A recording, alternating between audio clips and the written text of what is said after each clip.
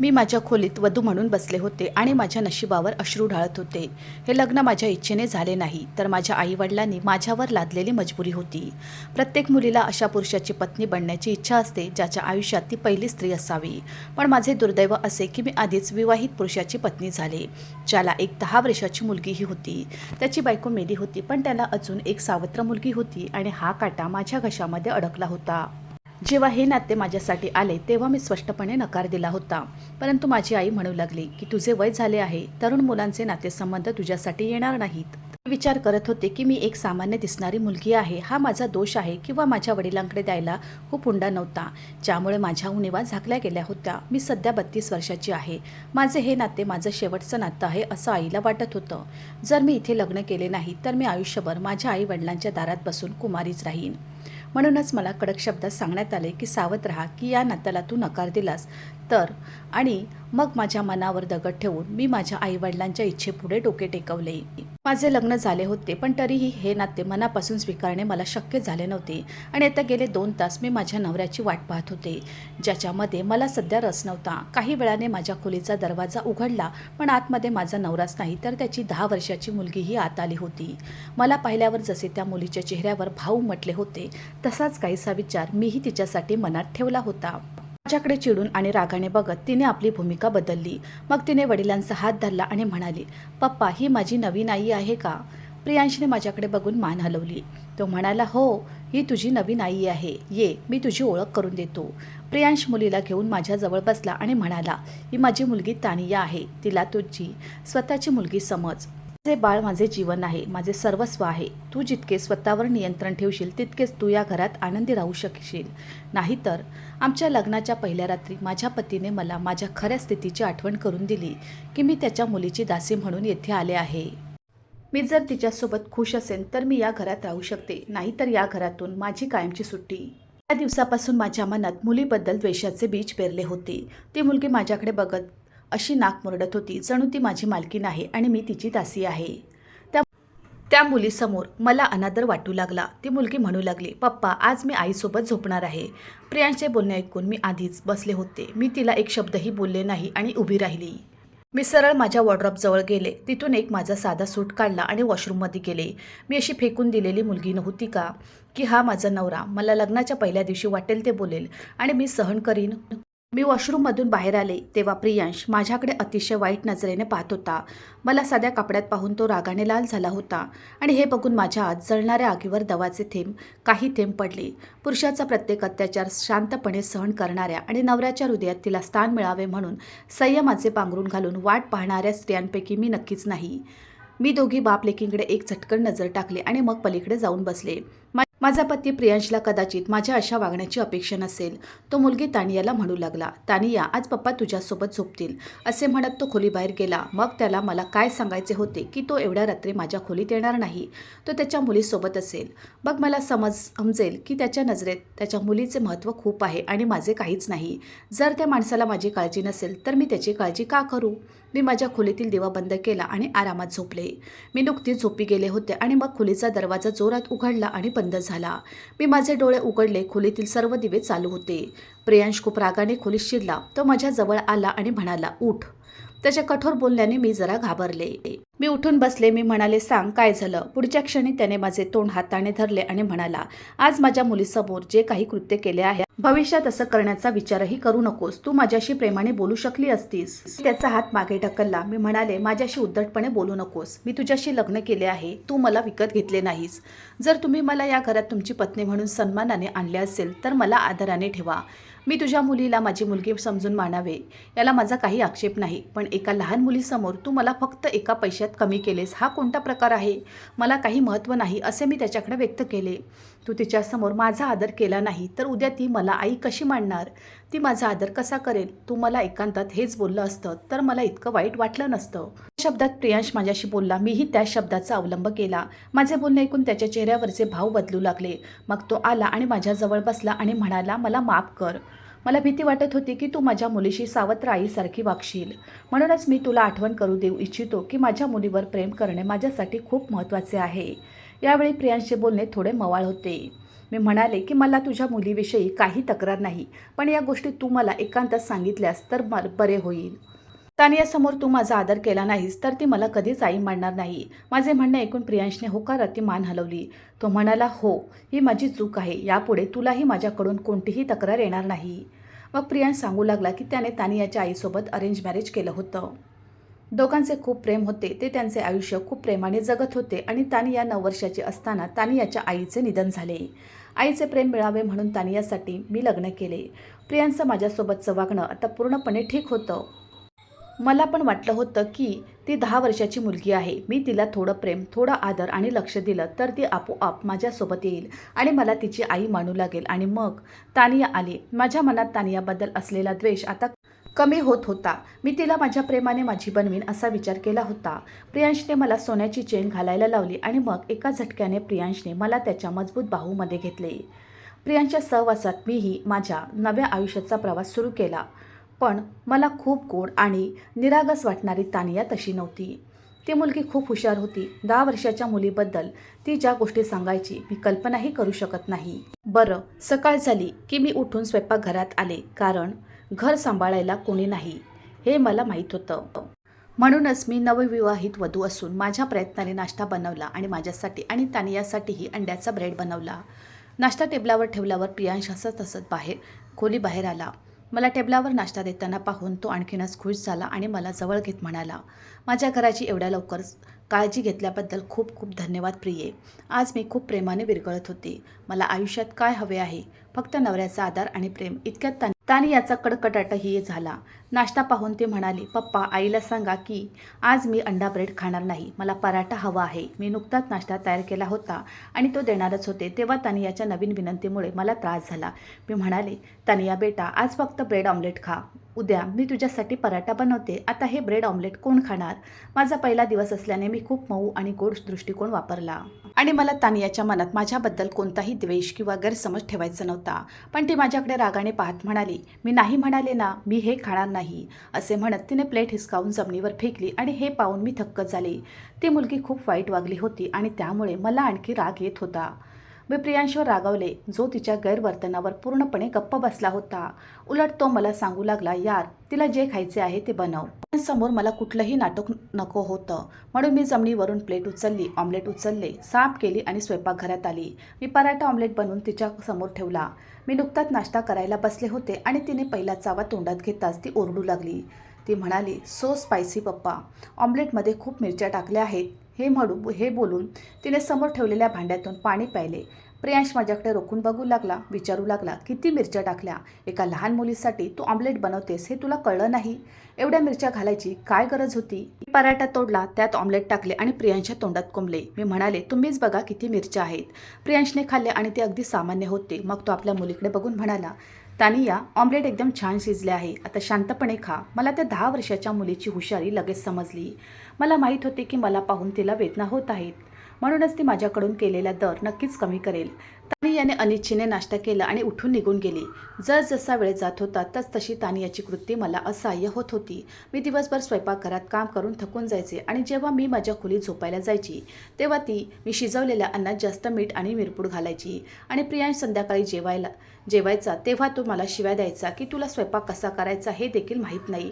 यावर तानिया, जी आगीत तेल टाकून पेटवण्याचे काम करत होती, ती तिच्या वडिलांना म्हणायची, पप्पा, मला वाटतं आई मुद्दाम मीठ आणि पूड जास्त घालते जेणेकरून तिला स्वयंपाक करावा लागू नये. या शब्दांनी प्रियांशला आणखीनच राग आला. दुसऱ्या दिवशी मी जेवणात मीठ आणि मिरपूड अजिबात न घालण्याची पद्धत स्वीकारली आणि प्रियांशने रात्री जेवल्यावर तो म्हणाला की आज मीठ आणि मिरपूड एकदम ठीक आहे. हे बघून तानिया नक्कीच अस्वस्थ झाली. म्हणाले, कारण आज मी माझ्या जेवणात मीठ आणि मिरची पावडर अजिबात घातली नाही.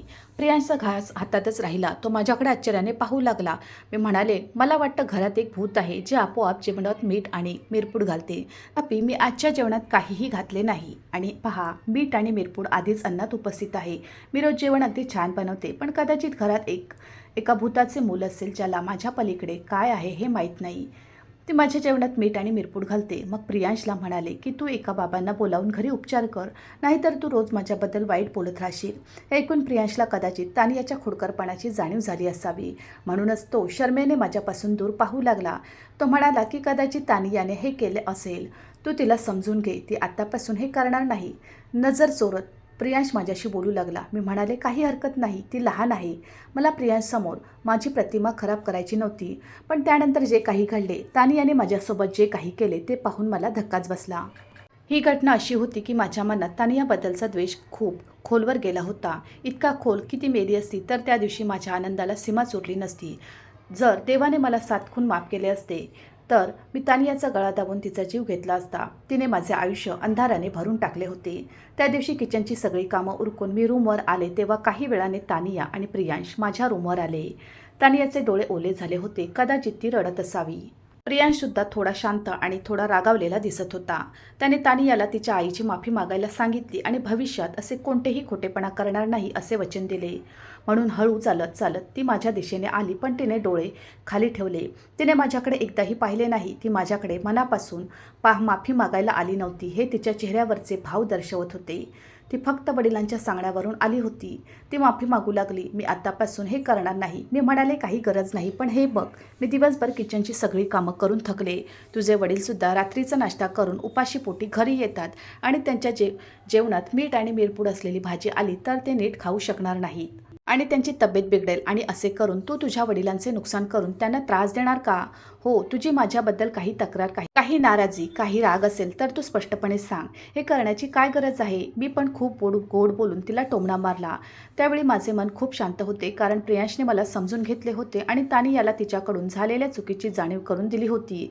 प्रियांश तानियाला म्हणाला, बघ तानिया, आई किती छान आहे. तुझ्या आईला तुझ्यासाठी किती वाटते. हे ऐकून तानिया खोलीबाहेर गेली. मी म्हणाले, प्रियांश, तुला काय गरज होती? मुलीला हे सर्व करायला लावण्यात काही अर्थ नाही. तुम्ही स्वतः तिला समजावून सांगू शकला असता. प्रियांशच्या नजरेत मलाही चांगलं व्हायचं होतं. तानिया दिवसभर माझ्याशी बोलली नाही तर मीही तिच्याशी नीट बोलणार नाही. होय, लग्नानंतर काही दिवस मी तानियाशी बोलण्याचा प्रयत्न करत राहिले, पण ती माझ्याशी थेट बोलली नाही. उलट ती माझ्याशी गैरवर्तन करायची. मी पण तिला स्वतःकडे सोडले. तिचे वडील गेल्यावर मी तिला अजिबात हात लावला नाही. ती शाळेत जाते आणि शाळेतून आल्यावर जेवण करून तिच्या खोलीत जायची. काही दिवसांनी माझी तब्येत बिघडायला लागल्याने मी तपासणीसाठी डॉक्टरांकडे गेले. मला काही खावेसे वाटत नव्हते. त्यामुळे डॉक्टरांनी मला प्रेग्नेंट असल्याची बातमी सांगितली आणि हे ऐकून मी खूप खुश झाले आणि माझ्यापेक्षा प्रियांश जास्त खुश झाला. प्रियांश आता माझी खूप काळजी घेऊ लागला होता. कामासाठी मोलकरीण ठेवली होती. तो मला नेहमी सांगतो की मी काय खावे आणि काय खाऊ नये. तुझ्यात कोणतीही कमजोरी नसावी.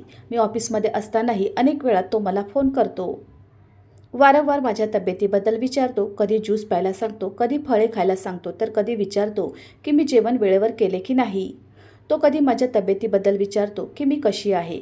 तानियाने आजपर्यंत याबद्दल ऐकले नव्हते. जेव्हा जेव्हा तिने प्रियांशला माझ्यासमोर चालताना, माझी काळजी घेताना पाहिले, तेव्हा तिला ते सहन होत नव्हते. ती बाहेरून जोरजोरात रडायला लागली. ती पप्पा पप्पा म्हणू लागली. प्रियांश तिच्याजवळ गेल्यावर ती म्हणू लागली, मला भीती वाटते पप्पा, तुम्ही माझ्याजवळ बसा. मला महत्त्व देण्याचा प्रयत्न केला जात आहे आणि माझी काळजी घेतली जात आहे. हे तिला सहन होत नव्हते, हे मला माहीत होतं. थोडा वेळ गेला. माझ्या गरोदरपणाला आता 5-6 महिने झाले होते. आता माझे अंग भरून यायला लागले होते. त्यामुळे कदाचित तानियाला जरा संशय आला. मग एकदा प्रियांशने सुद्धा सांगितले होते की लवकरच तुझी एक बहीण किंवा भाऊ येणार आहे.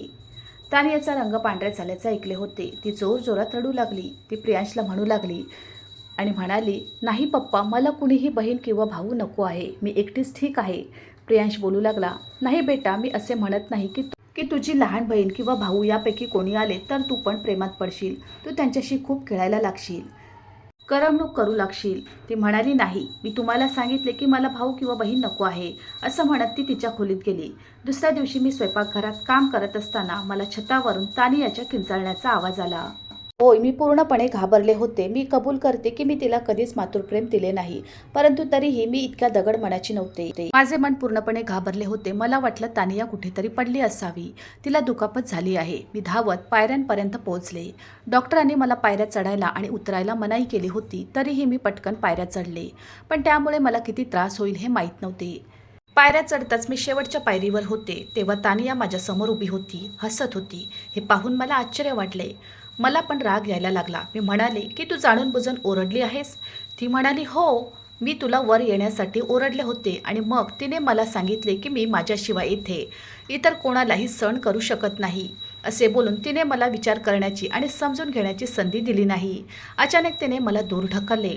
मी पायऱ्यावरून खाली पडले. मी ओरडू लागले. मी लोळत होते आणि पूर्णपणे खाली पडले. माझ्या डोक्यातून रक्तस्राव सुरू झाला आणि माझ्या पोटातही तीव्र वेदना होऊ लागल्या. मी वेदनेने किंचाळू लागले आणि ती पायऱ्या उतरून आरामात माझ्याजवळ उभी राहिली. तिच्या चेहऱ्यावर एक राक्षसी हास्य चमकत होते. ती म्हणाली की माझ्याशिवाय माझ्या वडिलांना दुसरे मूल होऊ शकत नाही. हे ऐकून माझ्या मनात तानियाबद्दल तिरस्कार भरून आला. ती इतकी दगड हृदयाची कशी असेल? ती फक्त 10 वर्षाची होती आणि एवढ्या लहान वयात ती इतकी दुष्ट कशी होऊ शकते? तिला माझ्या मुलाला मारायचे होते. माझं मूल नष्ट करायचे होते. त्या क्षणी माझ्या घराचा दरवाजा वाजू लागला. माझी ओरड ऐकून शेजारची एक बाई आमच्या घरी आली. तानियाने दार उघडले आणि मुद्दाम त्या महिलेसमोर जोरजोरात रडू लागली. ती म्हणाली, मम्मी पायऱ्यावरून पडली आहे आंटी. बघा काय झालंय तिला. तिला काही कळत नसल्यासारखं ती निष्पाप वागत होती. ती शेजारीन माझ्याकडे पटकन आली. माझी अवस्था पाहून ती घाबरली. तिने मला उचलून सरळ केले. माझं वाहणारे रक्त पाहून ती खूप घाबरली. वेदनेने मी किंचाळत होते. तिने पटकन तिच्या ड्रायव्हरला हाक मारली. तिने गाडी काढली आणि शेजारीन मला दवाखान्यात घेऊन गेली. आणि तेच झाले. मला या गोष्टीची खूप भीती वाटत होती आणि तेच घडले. माझे मूल माझ्या पोटातच मेले होते. त्या दिवशी मी खूप रडले. प्रियांशचे डोळे भरून आले होते. तरीही तो मला धीर देत होता. तो म्हणाला, काही हरकत नाही, तू कशाला काळजी करतेस? मूल पुन्हा जन्माला येईल. मला माहीत होतं की मी त्याला खरं सांगितलं तरी त्याचा माझ्यावर विश्वास बसणार नाही की तानिया असं काही करू शकते. म्हणूनच मी प्रियांशला काहीच सांगितले नाही. तानियाच्या ओरडण्यावर मी वर गेले एवढेच म्हणाले, पण माझा पाय कसा घसरला आणि मी खाली पडले हेच कळत नाही. पण आता माझ्या मनात तानियाबद्दलचा द्वेष अजूनच वाढला होता. जरी मी तानियावर आधी प्रेम करत नसले तरी मी तिचा तिरस्कारही केला नव्हता. ती माझ्याबद्दल काय विचार करते याची मला पर्वा नव्हती. पण आता माझ्या मनात तानियाबद्दलची द्वेषाची भावना भरून आली होती. माझी तब्येत बरी होताच प्रियांश मला सांगू लागला की मला 2-3 दिवसासाठी दुसऱ्या शहरात जायचे आहे. तू तुझी आणि तानियाची काळजी घे. मी प्रतिसाद दिला नाही. माझ्या डोक्याला हात लावून तो दुसऱ्या शहरात गेला होता. पण माझे मन तानियाबद्दल द्वेषाने भरले होते. तिने मला स्पष्टपणे सांगितले की ती स्वतःशिवाय इतर कोणत्याही मुलाला सहन करणार नाही. तिने माझ्या मुलाला, एका लहान मुलाला मारले होते जो जगात आला नव्हता. मला माझ्या मुलाची आठवण येऊ लागली. मी अल्ट्रासाऊंडसाठी डॉक्टरांकडे गेले तेव्हा मला माझ्या बाळाच्या हृदयाचे ठोके जाणवले. त्यावेळी माझ्या अंतःकरणात जी आपुलकीची लहर उठली आणि माझ्या आत आलेला आनंद मी सांगू शकत नाही. पण तानियाच्या वाईट कामामुळे माझा आनंद नष्ट झाला. ती वयाच्या 11व्या वर्षी इतकी दगड हृदयाची होती. मग मला तिची कशी दया येईल? रात्र झाली म्हणून मी माझ्या खोलीत पडून फक्त तानियाचा विचार करत होते. पुन्हा पुन्हा मी माझ्या लहान मुलाच्या मृत्यूचा विचार करत होते. माझ्या डोळ्यातून अश्रू वाहत होते. मला तानियाच्या खोलीचा दरवाजा ठोठावायचा होता आणि तिचा गळा दाबून खून करायचा होता. माझ्या नशिबात काही असो, मला वाटले की तिच्यासाठी ते खूप सोपे मरण असेल. मी यावेळी या समस्येतून जात आहे. मलाही तिचा असा छळ करून शिक्षा करायची होती. मी माझे अश्रू पुसले आणि उठून बसले. घड्याळाकडे पाहिलं तर रात्रीचे 11 वाजले होते. मी उठले आणि माझ्या खोलीतून बाहेर आले. तानियाच्या खोलीतील लाईट चालू होती. मी तिच्या दरवाजाचे हँडल फिरवले तर दरवाजा लॉक नव्हता म्हणून तो उघडला. ती बेडवर पडून पुस्तक वाचत होती. मला पाहून आधी तिला आश्चर्य वाटले. मग तिने विचारले, तू माझ्या रूममध्ये काय करायला आली आहेस? मी हळूच चालत तिच्या समोर उभी राहिले. मी म्हणाले, आज तुला खूप आनंद झाला असेल. तू माझ्या मुलाला मारलेस. मी रडू लागले. मी म्हणाले, मला मूल होणार आहे. माझेच एक मूल या जगात येणार आहे. हे ऐकून तू त्या दिवशी खूप रडली होतीस. तिने शांतपणे माझ्या बोलण्याकडे पाहिलं. मी म्हणाले, तुला लाज वाटत नाही का? एका लहान निष्पाप मुलाला जगात येण्याआधीच मारले. तुला अजिबात लाज वाटत नाही का?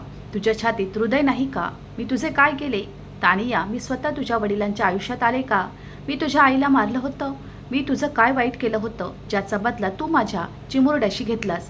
माझे बोलणे ऐकून ती गप्प झाली. मी तिला तिच्या हाताने धरले आणि तिला उभ्या स्थितीत ओढले. ती म्हणू लागली, माझा हात सोड, नाही तर.